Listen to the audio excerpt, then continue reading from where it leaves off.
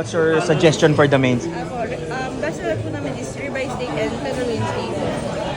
Tenderloin or Yes po. Ang kinaibahan lang nila is yung ribeye steak po is more on fats. Kalat po yung fats niya. Not like po the tenderloin, more on limit on no fats.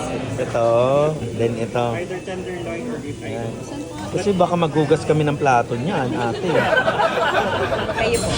Yeah. Pudin or salad, 1 clam chowder, 2 mushroom soup po, 1 tenderloin 12-ounce medium rare with mashed potato slice po, 1 ribeye 16-ounce medium rare with baked potato slice na rin po on sizzling plate, vongole spaghetti, 1 Coke Zero, 1 Coke regular, 1 cucumber lemon, and 3 Perrier.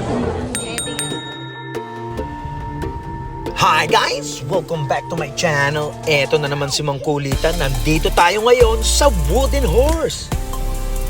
Dito lang yan guys sa may Alabang. Ang babait ng mga tao dito. Sa totoo lang, kaya mapapa-order ka talaga ng marami. Grabihan ang order natin ngayon guys. Alam nyo ba kung bakit?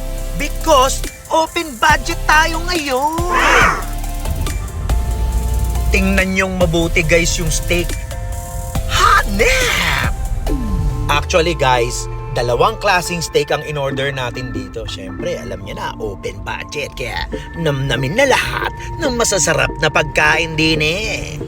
At hindi lang naman yan ang specialty dito sa Wooden Horse. Napakaraming masarap na pagkain dito. Kaya tingnan nyo na kung ano pa ang in-order ni Mang Kulitan. Bale guys, nauna ko nang ipinakita sa inyo ang ribeye at tenderloin. Tenderloin.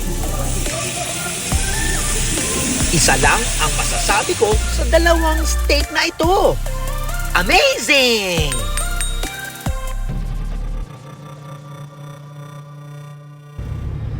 At syempre, hindi lang yan ang amazing dito. Tingnan nyo na ito. Napakasasarap.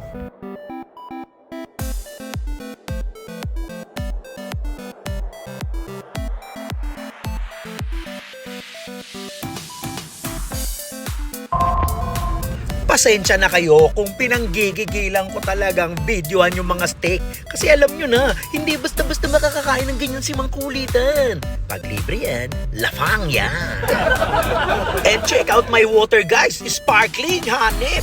Kaya kung ako sa inyo, pag mapapadaan kayo dito sa may Alabang, alam nyo na, Wooden Horse na yarn. Let's go!